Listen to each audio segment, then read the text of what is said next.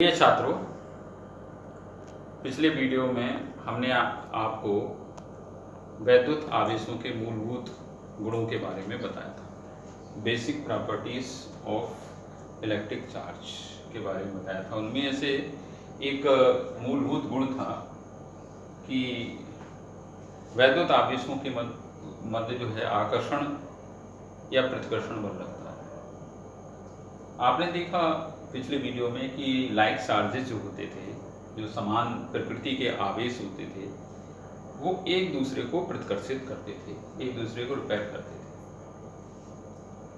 और जो unlike charges जो होते थे, जिनकी प्रकृति विपरीत होती थी, वो एक दूसरे को अट्रैक्ट करते थे, आकर्षित करते थे। फ्रांस के वैज्ञानिक कूलाम ने इन्हीं वैद्युत आवेशों के मध्य लगने वाले बलों की व्याख्या करने के लिए प्रयोग किए और अपने प्रयोग के आधार पर उन्होंने एक नियम प्रस्तुत किया, जिसे कूलाम का नियम कहते हैं। इस नियम के अनुसार दो स्थिर बिंदु आवेशों के मध्य लगने वाला आकर्षण या प्रतिकर्षण बल उन आवेशों की मात्राओं के गुणनफल के अनुपाती तथा उनके मध्य की दूरी के वर्ग के व्युत्क्रमानुपाती होता है। इस बल की जो दिशा होती है, दोनों आवेशों को मिलाने वाली रेखा के अनुदिश होती है। ये कूलाम का नियम था। इस नियम में आपने देखा कि दो स्थिर बिंदु आवेशों के मध्य लगने वाला आकर्षण या प्रतिकर्षण। तो बिंदु आवेश से क्या तात्पर्य है, पहले हम ये जानेंगे। पॉइंट चार्ज, क्या पॉइंट चार्ज का मतलब ये हो कि चार्ज जो है पॉइंट के रूप में? नहीं, चार्ज पॉइंट के रूप में नहीं है। तो फिर क्यों पॉइंट चार्ज कहा गया इसे? जैसे आप यहां देखिए, ये दो चार्ज हैं, मान लेते हैं ये लाइक चार्जेस हैं। एक Q1 है, दूसरा Q2 है।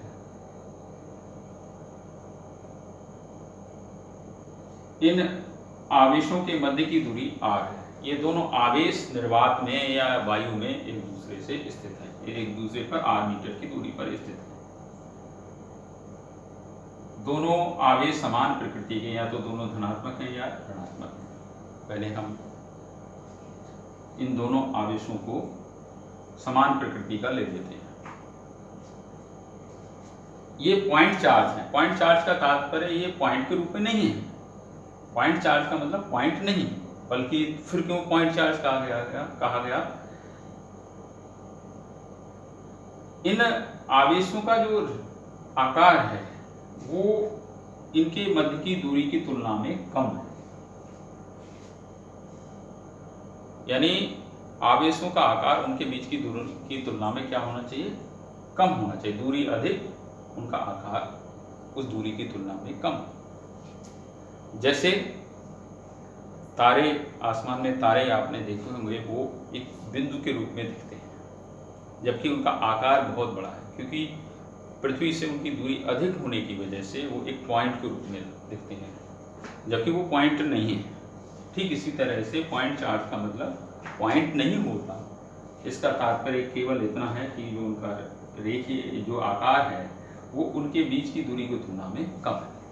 तो दो स्थिर बिंदु आवेशों के मध्य लगने वाला आकर्षण या प्रतिकर्षण बल उन आवेशों की मात्राओं के गुणनफल के अनुपाती Q1 एंड Q2, यानी Q1 और Q2 के गुणनफल के अनुपात, यानी Q1 और Q2 के मान अगर ज्यादा होंगे तो बल का मान उसी प्रकार ज्यादा होगा, अधिक होगा। ये कूलाम के नियम का पहला आधा भाग है। दूसरा कि इनके मध्य जो लगने वाला इलेक्ट्रोस्टैटिक फोर्स है वो इनके बीच की दूरी के वर्ग के व्युत्क्रमानुपाती होता है। अगर बीच की दूरी बढ़ा देंगे तो बल घट जाएगा। अगर हमने इनके बीच की दूरी बढ़ा दी तो बल का मान घट जाएगा। अब हम ये मान चुके हैं कि ये दोनों जो चार्ज हैं वो समान प्रकृति के हैं, तो इन पर जो बल लगेगा वो प्रतिकर्षण का होगा और वो इस तरह से लगेगा। इस नियम में ये बात भी बताई कि जो बल है दोनों आवेशों को मिलाने वाली रेखा के अनुदिश लगता है। तो ये समान चार्ज है तो ये बल लगेगा। प्रतिकर्षण का मतलब इस तरह से ये बाहर की तरफ इस तरह से दूर हटेंगे, ये अगर फ्री होंगे चार्ज। तो इन दोनों तथ्यों को अगर हम मिला देंगे, संयुक्त रूप से लिखेंगे, तो F is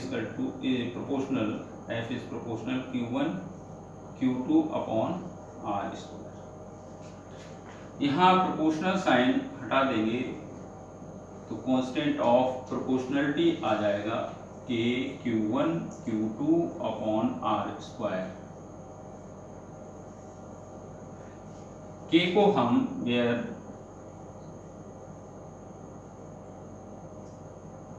K is known as constant of proportionality or we can say electrostatic constant।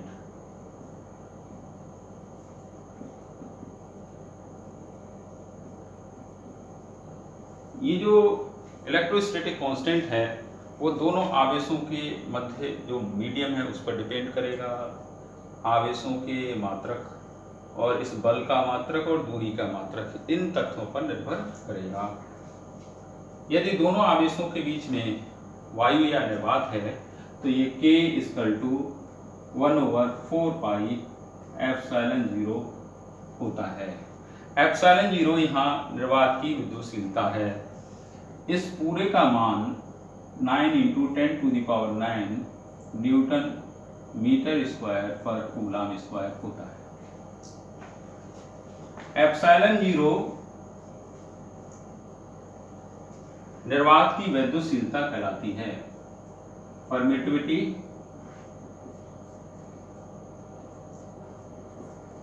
Of free space, निर्वात या वायु की विद्युतशीलता। विद्युतशीलता का तात्पर्य जैसे अगर मान लिया यहाँ निर्वात या वायु है, अगर हम कोई मीडियम रख दिया हमने इसके बीच में, जैसे परावैद्युत पदार्थ,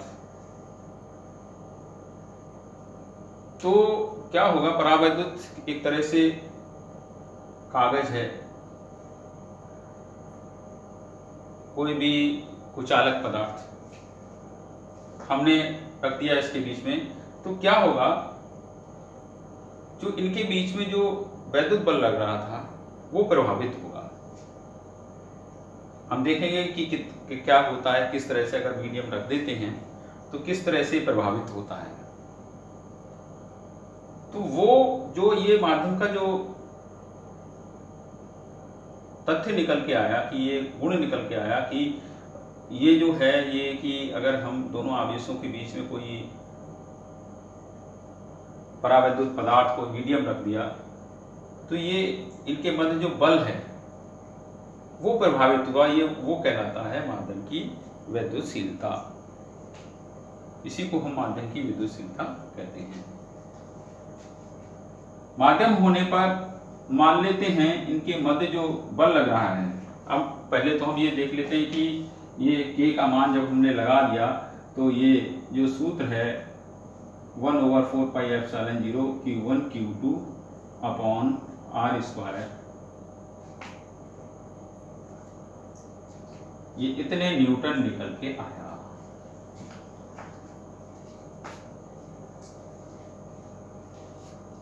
बल का बल जो है F = 1/4 pi ε0 Q1 Q2 upon R square Newton.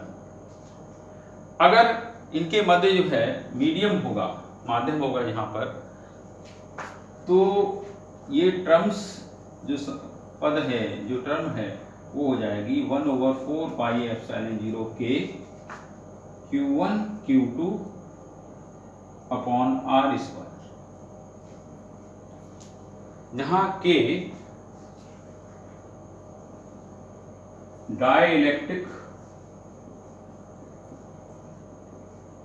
Constant of medium, माध्यम का परावैद्युतांक है। अब अगर हम इसको इससे डिवाइड कर दें, यहां देखें, अगर हम एफ डैश को एफ से डिवाइड कर दें तो ये जो टर्म है एफ डैश को एफ से जब डिवाइड करेंगे 1/4 pi epsilon 0 K Q1 Q2 upon R square 1/4 pi epsilon 0 K Q1 Q2, यहाँ के नहीं, यहाँ epsilon 0 Q1 Q2 upon R square. जब हम इसको इससे काट देंगे, इससे इसको काट देंगे तो ये आ जाएगा F dash equal to upon F equal to के,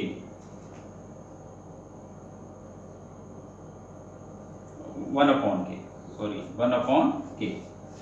तो F dash equal to F upon K, यानी मीडियम रखने पर जो बल है वो 1/k हो जाता है। उस माध्यम में जो बल है वो माध्यम के मतलब उपस्थिति से 1/k गुना होता है। अगर हम इन दोनों आवेशों के जो आवेश हैं इनके बीच में कोई धातु की पट्टी रख दें, धातु रख दें, तो क्या होगा कि धातु के लिए k का मान अनंत होगा, एफ डैश 0 हो जाएगा। तो इस तरह से आपने देखा कि परावैद्युत पदार्थ कोई भी मीडियम होने पर वैद्युत बल का मान घट गया।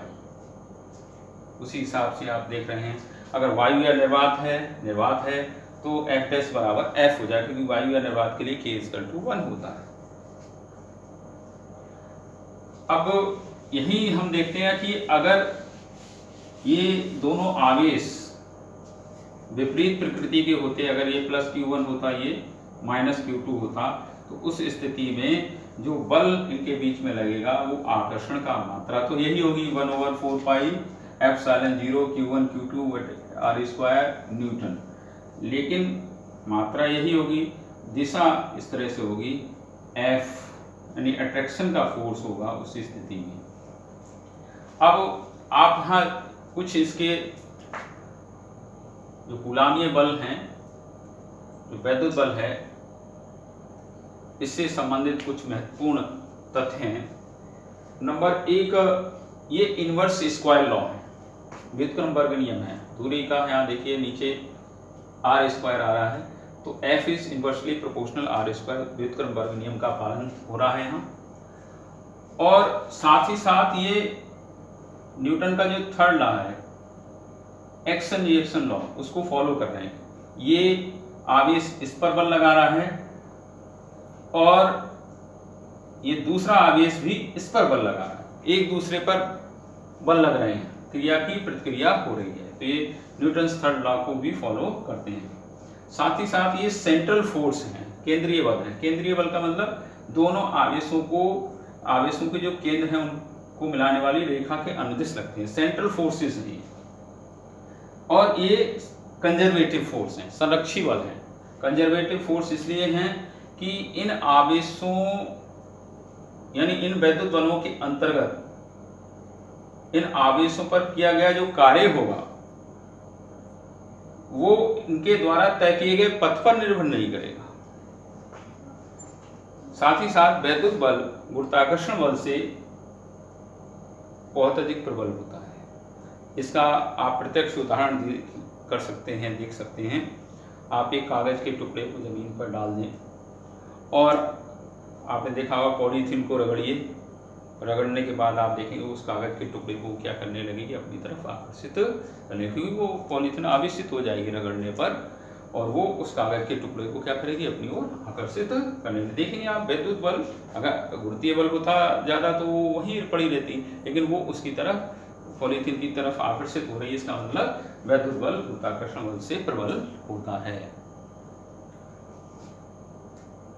वैद्युत बल दोनों आवेशों के मध्य माध्यम पर निर्भर कर रहा है। जब अभी आपने देखा माध्यम की उपस्थिति से बल का मान कम हो गया, घट गया। साथ ही साथ जबकि जो आपने देखा गुरुत्वाकर्षण बल जो होता है, गुरुत्वीय बल, वो दोनों द्रव्यमानों के मध्य, जिन दो द्रव्यमानों के मध्य गुरुत्वीय बल लगता है, उनके मध्य माध्यम पर निर्भर नहीं करता है। गुरुत्वीय बल एक ही प्रकार का है, आकर्षण का, लेकिन वैद्युत बल आकर्षण और प्रतिकर्षण दोनों प्रकार का होता है।